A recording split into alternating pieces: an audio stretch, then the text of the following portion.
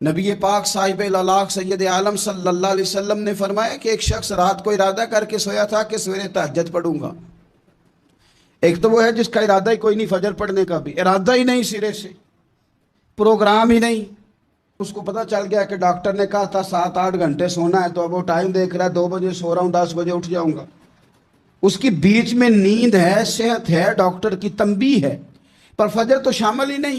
حالانکہ اس بات کو اچھی طرح سمجھ لیں، اگر آپ کا فجر پڑھنے کا ارادہ ہے اور 4 بجے کا 3:45 بجے کا آپ نے الارم لگا لیا ہے، تو 2 دن آپ کو الارم جگائے گا، تیسرے دن آنکھ خود بخود کھل جائے گی۔ انسان کی نفسیات ہوتی ہے کہ 2 دن وہ کسی چیز بھی اپنی عادت کو سونے جاگنے میں پکا لے تو تیسرے دن وہی اس کا وہ مزاج بن جاتا ہے۔ تو اگر نیت ہی نہیں، ارادہ ہی نہیں، پروگرام ہی نہیں، تو کیسے آنکھ کھلے گی؟ بلکہ پھر تو یہ ہوتا ہے کئی دفعہ آنکھ کھل بھی جاتی ہے، بندے اٹھ بھی جاتے ہیں پر اٹھتے ہی نہیں، نماز کا وضو ہی نہیں کرتے، آگے بڑھتے ہی نہیں، ہمت ہی نہیں کرتے۔ لیکن حضور کیا فرما رہے ہیں؟ کریم محبوب علیہ السلام فرمانے لگے جس کا تہجد پڑھنے کا ارادہ تھا لیکن نیند غالب آ گئی، اٹھ نہیں سکا۔ حضور فرماتے ہیں نیند تو اب اس نے پوری کر ہی لی ہے نا، پر ارادہ تھا تہجد پڑھنے کا۔ تو محبوب فرماتے ہیں نیند رب کی طرف سے صدقہ ہو گئی اور تہجد کا بھی اللہ نے ثواب عطا فرما دیا۔ ارادے صاف کرے، پکے کرے، نیتیں کھری رکھے، نیت صاف رکھے، اخلاص پیدا کرے، تو پھر تو گھر میں بیٹھے بیٹھے بڑی نیکیوں کا ثواب ملتا ہے۔ پھر تو اپنے گھر کے اندر موجود رہنے پر بھی اسے بڑے بڑے لمبے سفروں کا ثواب ملتا ہے۔ حضرت انس بن مالک رضی اللہ تعالیٰ عنہ فرماتے ہیں ہم تبوک سے واپس آ رہے تھے تو نبی پاک علیہ السلام نے فرمایا ہمارے کچھ بھائی ہیں بھائی جو بیٹھے مدینے میں ہیں، پر ہم نے جو گھاٹی بھی طے کی، جو سفر بھی طے کیا، وہ ہمارے ساتھ ہی تھے۔ بیٹھے کہاں ہیں؟ مدینے میں، پر ہم نے جتنا سفر طے کیا وہ ساتھ ہی تھے۔ حضرت انس بن مالک کہتے ہیں ہمارے تو کان کھڑے ہو گئے کہ بیٹھے بھی گھر ہیں اور ہمارے ساتھ ہیں۔ تو حضور سید عالم علیہ السلام نے پھر بات کو کھولا اور فرمایا وہ جان بوجھ کے نہیں بیٹھے رہے، ارادہ ان کا پکا تھا ہمارے ساتھ آنے کا، لیکن کسی مجبوری کی وجہ سے نہیں آ سکے۔ کوئی بیماری نے آ لیا تو نہیں آ سکے، چونکہ وہ مجبوری کی وجہ سے نہیں آ سکے، آ نہیں سکے، لیکن رب کریم نے ہم جس سفر سے گزرے ہیں اس کا اجر انہیں عطا فرمایا ہے۔ ثواب میں، اجر میں وہ برابر کے شریک ہیں، چونکہ ان کا ارادہ پورا تھا، پروگرام پکا تھا، وہ آنا چاہ رہے۔ بہت سارے ایسے لوگ بھی ہوتے ہیں جو رب کریم کو بھولتے ہیں اور وہ اپنی ساری توجہ انسانوں کی طرف، دنیا کی طرف، دنیا داروں کی طرف کر لیتے ہیں۔ تو اللہ تعالیٰ فرماتا ہے پھر میں انہیں یہ سزا دیتا ہوں کہ وہ مجھے بھولنے نکلے تھے تو میں نے انہیں ان کا اپنا آپ بھی بھلا دیا، اپنا آپ بھی۔ سورہ حشر کو دیکھیے گا، فرمایا وَلَا تَكُونُوا كَالَّذِينَ نَسُوا اللَّهَ فَأَنسَاهُمْ أَنفُسَهُمْ۔ ان لوگوں کی طرح نہ ہو جانا جنہوں نے اللہ کو بھلا دیا تو اللہ نے پھر انہیں ان کا اپنا آپ بھی بھلا دیا۔ انہیں اپنی بھی ہوش نہیں رہی، وہ ایسے مسائل میں گھر گئے، وہ ایسی آزمائشوں میں الجھ گئے، وہ ایسی دنیا داری کے اندر الجھے کہ انہیں اپنا بھی پتہ نہ چلا۔ اب تو ڈھونڈتا پھرتا ہوں اے اقبال اپنے ہی آپ کو، اب تو ڈھونڈتا پھرتا ہوں اے اقبال اپنے آپ کو، آپ ہی گویا مسافر، آپ ہی منزل ہوں میں۔ جب انسان خدا فراموش ہوتا ہے تو خود فراموش ہو جاتا ہے۔ ہمارا بڑے زمانے سے تکیہ ہے، کبھی امریکہ پر، کبھی یورپ پر، کبھی برطانیہ پر، کبھی مالداروں پر، کبھی اسلحے والوں پر۔ اس کا نقصان یہ ہوا کہ اپنا کوئی وجود نہیں رہا، اپنا کوئی نظریہ نہیں رہا، اپنی کوئی سوچ نہیں رہی۔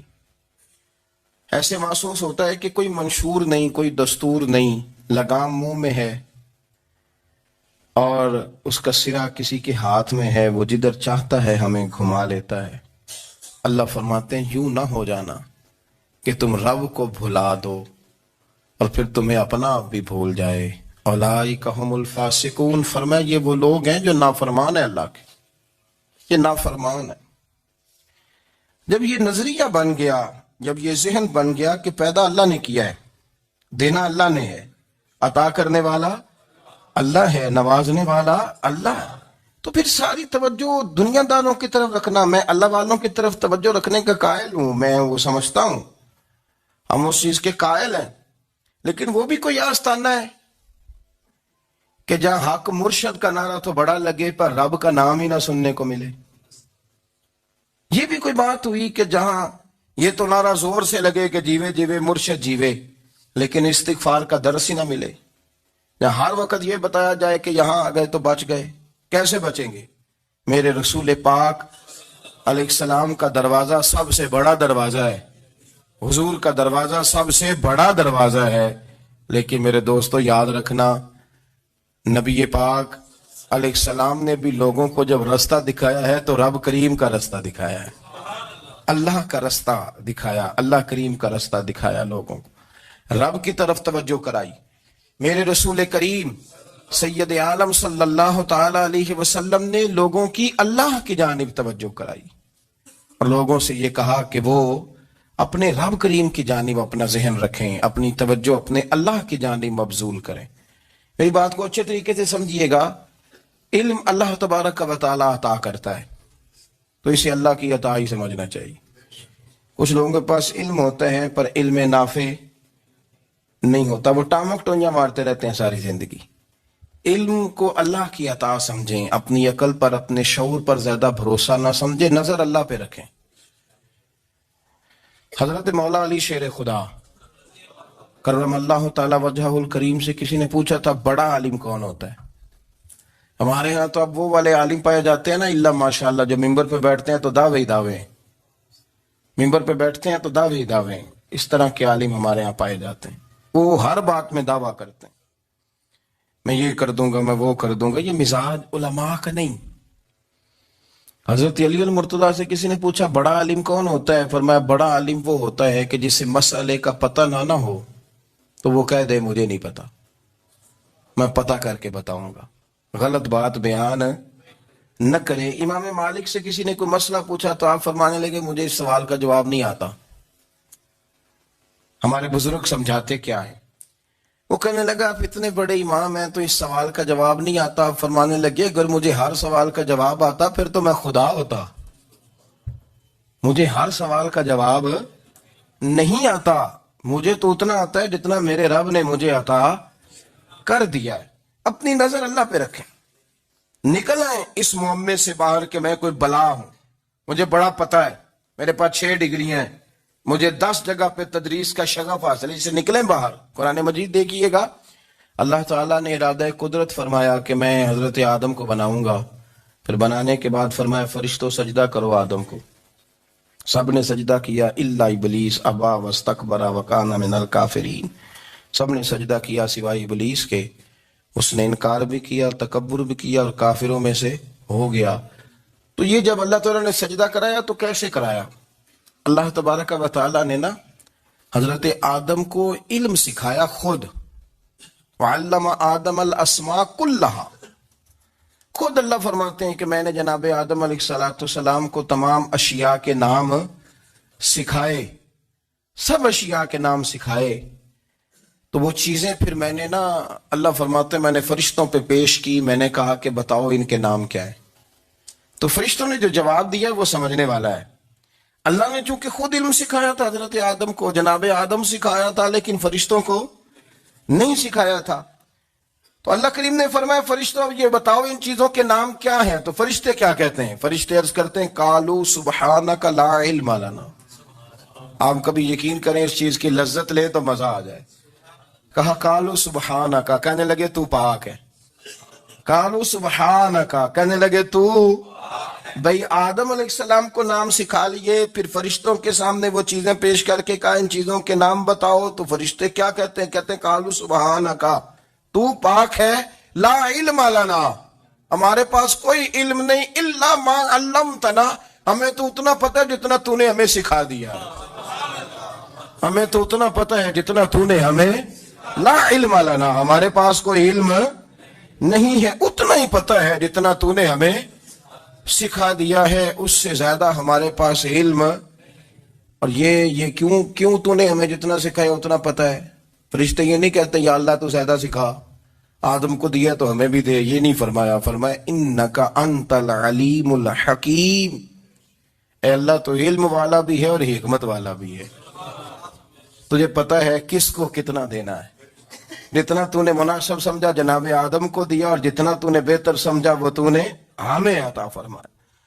تو اگر آپ کے پاس علم ہے، کہیں نالج ہے، تو اس کو اللہ کی عطا سمجھیں۔ ہمارے ہاں بہت سارے لوگ بن کے بیٹھ جاتے ہیں، میں اکثر کہتا ہوں کہ پھر وہ دعوے کرتے ہیں میرے علاقے والے جاہل ہیں، میرے شہر والے جاہل ہیں، میرے خاندان والے پڑھے نہیں۔ یہ آپ کا دعویٰ ہے، یہ آپ کو خراب کر دے گا۔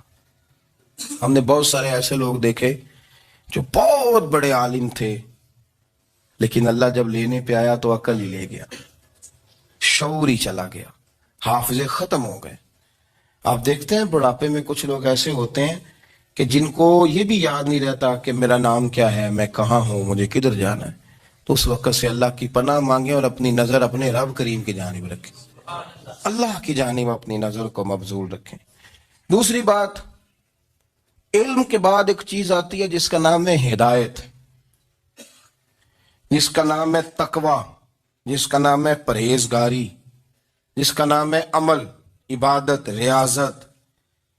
یہ بھی اسی وقت ہی نصیب ہوتی ہے جب میرا رب کریم نصیب فرما دیتا ہے۔ ہم نے نا نیکی کا اپنا اپنا سٹیٹس بنا لیا ہے، اپنا اپنا معیار بنا لیا ہے۔ کچھ لوگ کہتے ہیں کہ جناب مسجد میں سیمنٹ کا توڑا دینے سے بہتر ہے کسی غریب کو آٹے کا تھیلا دے دو۔ اب اس نے اپنا مزاج بنا لیا نا نیکی کا، اس نے اپنا سٹیٹس بنا لیا۔ میرا یہ سوال ہے کہ نبی پاک صلی اللہ تعالیٰ علیہ وسلم جب مدینہ شریف آئے تھے تو حضور نے سب سے پہلے غریبوں میں آٹا تقسیم کیا تھا کہ سب سے پہلے مسجد بنائی تھی؟ کیا عجیب لوگوں کا رنگ ہے، اپنی مرضی کی ہدایت، اپنی مرضی کا تقوی، اپنی مرضی کا معیار۔ مسجد کوئی بڑا چھوٹا خطیب بھی میری طرح کا ہونا تو وہ مسجد میں بیٹھ کے جب نبی پاک کی بات کرتا ہے تو کہتا ہے میرے رسول پاک غریبوں کا سہارا بن کے آئے۔ وہ غریبوں کی بات کرتا ہے، مسکینوں کی، لاچاروں کی، کمزوروں کی بات۔ تو مسجد ہی تو وہ ادارہ ہے جہاں سے غریبوں کی بات ہو رہی۔ تو اب لوگوں نے غریب کو اور مسجد کو لڑانا شروع کر دیا، اس کو لڑاؤ کہ مسجد میں پیسے دینے سے بہتر ہے آپ غریب کو آٹے کا تھیلا دے دیں۔ آپ یہ کیوں نہیں کہتے کہ مسجد میں بھی آپ توڑا دیں ایک سیمنٹ کا اور ساتھ غریب کو بھی خدمت کریں؟ یہ کیوں نہیں تقویٰ؟ اپنی اپنی مرضی کا مزاج، اپنی اپنی۔ کچھ لوگ کہتے ہیں چھوڑو جی، ساری زندگی انسان نماز پڑھتا رہے اور پھر گالیاں بھی دیتا رہے، بندہ داڑھی بھی رکھ لے اور جھوٹ بولنا بھی نہ چھوڑے، تو یہ آپ نے اپنے پاس سے تقوی کا معیار بنایا۔ گالی دینے کا گناہ ہے اور داڑھی رکھنے کا ثواب ہے۔ تو اگر آپ داڑھی رکھے ہوئے ہیں اور آپ کوئی غلطی کر رہے ہیں تو اس سے آپ کی داڑھی کا ثواب ختم، اللہ کرے آپ کو سمجھ آئے میری بات۔ آپ کوئی غلطی کر رہے ہیں، داڑھی کا ثواب اس سے ختم، وہ اپنی جگہ پہ قائم ہے چیز۔ اپنی مرضی کا کیوں تقوی کا معیار بناتے ہیں؟ تقوی کا مزاج اپنی مرضی کا نہ بناؤ، اللہ کی بارگاہ سے دعا مانگو کہ یا اللہ ہمیں ہدایت کا نور عطا فرما، اللہ تو ہمیں رستہ دکھا، تو بتا کہ ہدایت کیا ہے۔ تو رب فرماتا ہے اللہ ولی الذین آمنوا، اللہ مومنوں کا مددگار ہے، یخرجہم من الظلمات الی النور، وہ انہیں اندھیروں سے نکالتا ہے اور نور کی طرف روشنی عطا فرماتا ہے۔ اندھیروں سے نور کی طرف اللہ لاتا ہے۔ اللہ ولی، اللہ مومنوں کا ولی ہے، وہ انہیں اندھیروں سے نور کی طرف نکالتا ہے۔ ہدایت ہمیشہ اللہ کی طرف سے سمجھے۔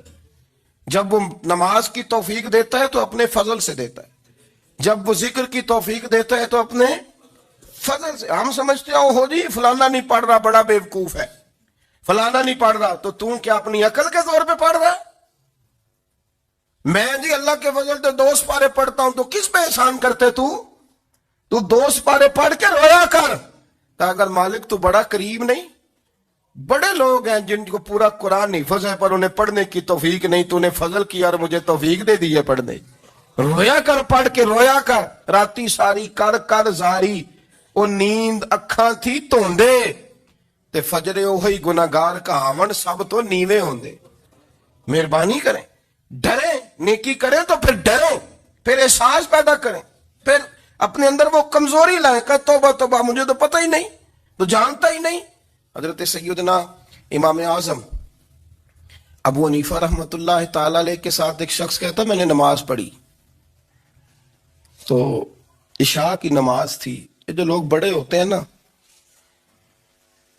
ان کے پیار کرنے والے بڑے ہوتے ہیں، ان کے گرد خوف بھی بڑا ہی ہوتا ہے، انہیں بڑا ڈر لگتا ہے، بڑی بعض اوقات آزمائش ہوتی ہے ان کی. عشاء کی نماز کہتے پڑھی تو امام صاحب نے نا عشاء کی نماز میں تلاوت کی آیتیں فَمَن يَعْمَلْ مِثْقَالَ ذَرَّةٍ خَيْرًا يَرَهُ وَمَن يَعْمَلْ مِثْقَالَ ذَرَّةٍ شَرًّا يَرَهُ. فرمایا جو ذرہ برابر خیر کرے گا وہ بھی قیامت میں دیکھے گا، اور جو ذرہ برابر شر کرے گا وہ بھی قیامت میں اس شر کو دیکھے گا، اس کے سامنے آئے گا. تو وہ شخص کہتا ہے کہ سارے لوگ نماز پڑھ کے چلے گئے تو امام صاحب رحمت اللہ علیہ نے اپنی داڑھی پکڑی، رو رہے ہیں. کہتے ہیں وہ ذرہ برابر نیکی کا بدلہ دینے والے، وہ ذرہ برابر شر پہ سزا دینے والے میری سفید داڑھی کو دیکھ. مالک میرے ذرے ذرے سامنے نہ لانا، لوگ تو میری بڑی قدر کرتے ہیں دنیا، میں تو بڑا پہچانا جاتا ہوں، لوگ تو میری راہوں میں پھول لیے کھڑے ہوتے ہیں، مجھے بڑا نوازتے ہیں. قیامت میں رسوا نہ کر دینا، میرے لیے مشکل ہو جائے گی. وہ کہتے ہیں میں نے امام صاحب کا درد دیکھا، مجھے کوئی کام تھا تو میں چلا گیا. میں نے کہا کہ وہ اس وقت اللہ کے حضور حاضر ہیں تو میں دوبارہ آؤں گا. کہتے ہیں میں تہجد کے وقت آیا تو امام صاحب وہیں بیٹھے تھے اور ان کی داڑھی آنسوؤں سے بھری ہوئی تھی اور زور سے داڑھی پکڑی ہوئی. کہنے لگے مالک رسوا نہ کر دیں، قیامت میں رسوا نہ کر دیں. یار جو ہدایت یافتہ لوگ تھے وہ تو ڈرے ہوئے تھے، وہ تو سہمے ہوئے تھے، وہ تو کہتے تھے یہ اس کا فضل نہیں، اس نے بلا لیا، یہ اس کا کرم نہیں. حضرت باعزید بستامی کسی کافر کو دیکھتا تو رو پڑتے، کہتے مالک تو کتنا قریب ہے، یہ بے ایمان رہ گیا، تو نے اپنے فضل سے مجھے اپنے نبی کا غلام بنا لیا. وہ رو پڑتے. یہاں تو لوگوں کا دعویٰ ہی بڑا ہے. نمازی اللہ خیر فرمائے وہ تو دوسروں کو گھورتا ہے، وہ کہتا ہے جنت کا میں مالک ہوں، کنجیاں میرے پاس ہیں، میں کسی اور کو گھسنے نہیں دوں گا. اور اگر 2-3 حج کر لے تو پھر تو وہ کہتا ہے کہ اب میرے سے پوچھ کر لوگ جنت میں جائیں گے معاذ اللہ. اور اگر وہ 2 4 5 7 دفعہ کوئی نفل پڑھ لے تو پھر وہ کہتا ہے چھوڑیں جی سارے لوگ بے عمل ہیں، میں اکیلا نیک ہوں. نہ ایسا کریں، اپنی توجہ اپنے رب پہ رکھیں، اپنی توجہ اپنے معین الملت والدین، عطائے رسول، ہند الولی، غریب نواز، خواجہ معین الدین چشتی، حضرت خواجہ اجمیر، شاہ اجمیر، شاہ اجمیر، والی ہندوستان. آخری عمر میں نا سارا دن روتے گزر جاتا، ساری رات روتے گزر جاتے، ذرا سی کوئی بات کرتا تو رو پڑتے، آنکھیں آنسوں سے بھری رہتی. کئی دفعہ آپ نے بھی پریشان ہو جاتے ہیں نا کہ یار تو ایک بات کی جان ہی نہیں چھوڑ رہا. تو خواجہ قطب الدین صاحب بختیار کاکی سے لوگوں نے کہا کہ آپ مرشد سے بات کریں، اتنا بھی تو نہیں نہ رونا چاہیے، ہر وقت اس کے آنسو کی کریے. عاشق دا کام ہی رونا تونا تے بھی نہ روئو نہیں منظوری. یہ عاشق سدا ہی روندا رہندا ہے، پاویں وصل ہوئے تے پاویں دوری. ہر وقت رونے کا کیا مطلب ہے؟ تو خواجہ قطب صاحب کہتے ہیں میں قریب گیا تو میں نے پیر دبائے، میں نے کہا سونیا لوگ تو کچھ بھی نہیں کرتے، تو نے تو کمال کر دیا، 90 لاکھ آدمی مسلمان کر دیا، دنیا کچھ نہیں کرتی. تو نے 50 سال ساری رات مسلح پہ بیٹھ کے رب راضی کیا. تو شہزادہ تھا، حضور کی اولاد تھا، لیکن معین الدین تیرا ایک پلاٹ بھی نہیں. تو نے طالب علم پالے، انہیں غریبوں کو دیا، انہیں نوازا، کوئی شے نہیں تیرے پاس، ہر چیز تو نے. ساری رات روتے ہو، سارا دن روتے ہو.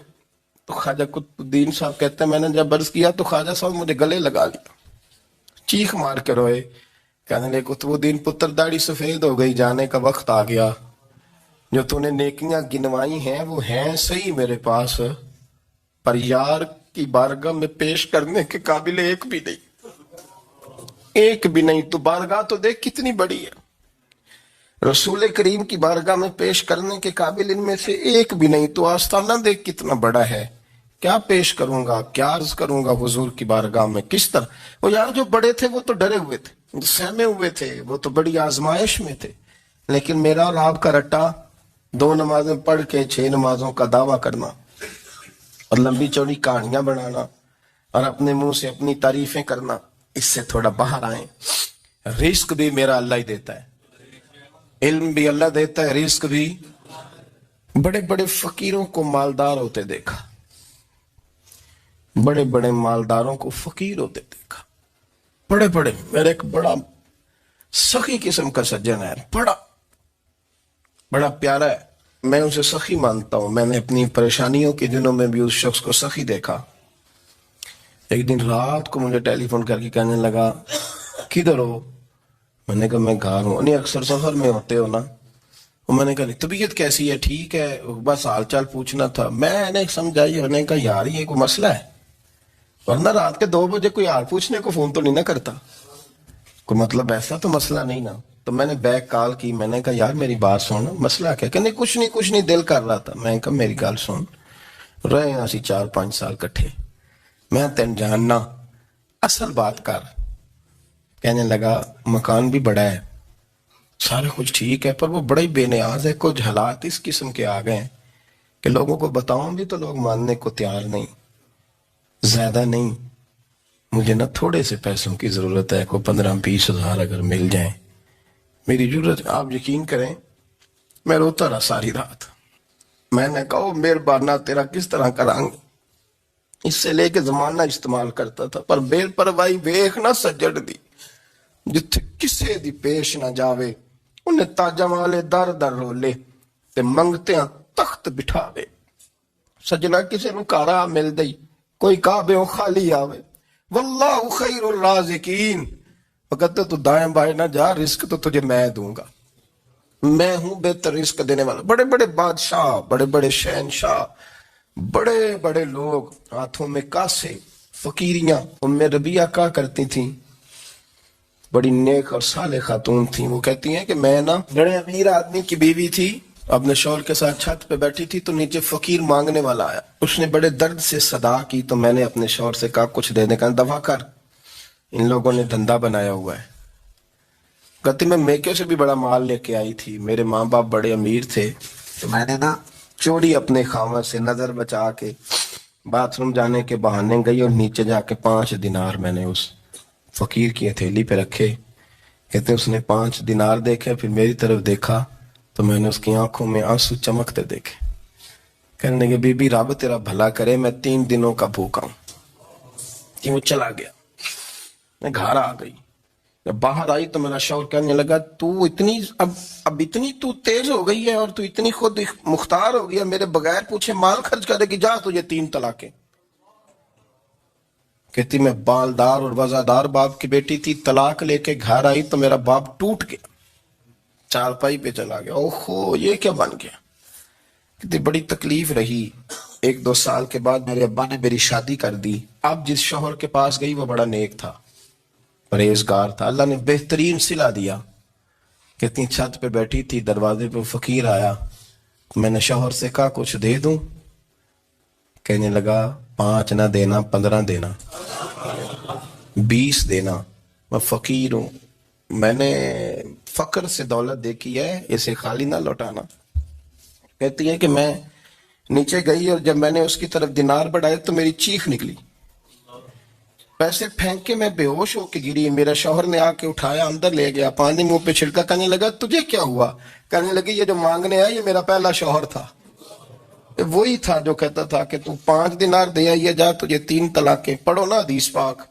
میرے نبی پاک علیہ السلام نے فرمایا ایک بندہ گنجا تھا. گنجا کوئی ترتیب آگے پیچھے ہو جائے تو مفہوم کے لحاظ سے، لیکن میں مفہوم اس کا واضح کرتا ہوں.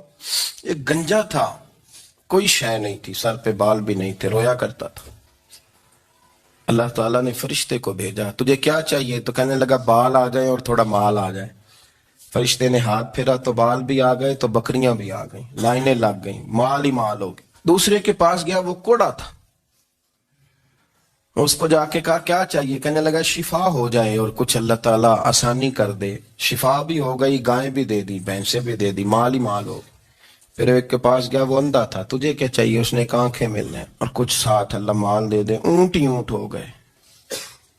جب بڑا نواز دیا تو پھر مالک نے امتحان لینے کا ارادہ کیا. یاری تیری سونا ہے پر آزمائشاں بھی تیریاں اگ، آزمائشاں تیریاں، صحیح کہہ رہا ہوں، آزمائشاں تیریاں، یاری تیری سونا ہے پر آزمائشاں تیریاں ਇਹ ਸੋਨਾ ਪਰਖਿਆ ਜਾਂਦਾ ਹੀ ਪਹਿਲੋਂ ਨਾ ਲੱਗਾ ਦੇ ਲੱਗ। अल्लाह ने फरमाया आजमाइश करो। सबसे पहले गंजे के पास आए, उसे कहा अल्लाह के रास्ते में कुछ दे, कहने लगा मेरे खर्चे ही बड़े। देखो तो सही कितनी मुश्किल में वक्त गुजारता हूँ, हाल ही कोई नहीं। तो उसने कहा मैंने तो सुना है तो गंजा और भूखा नंगा था। कहने लगा मैं तो जल्दी पुश्ती रही से आजम हूं, तो ये किस पागल ने कहा है भाग जा। उसने कहा अच्छा जैसे तू था वैसे ही हो जाए। खेत खलियान उजड़ गए, फिर से गंजा हो गया। हुजूर अलैहिस्सलाम फरमाने लगे, फिर वो उसके पास गया जो कोड़ा था, उसे कहा कुछ दे। कहने लगा खर्चे ही बड़े।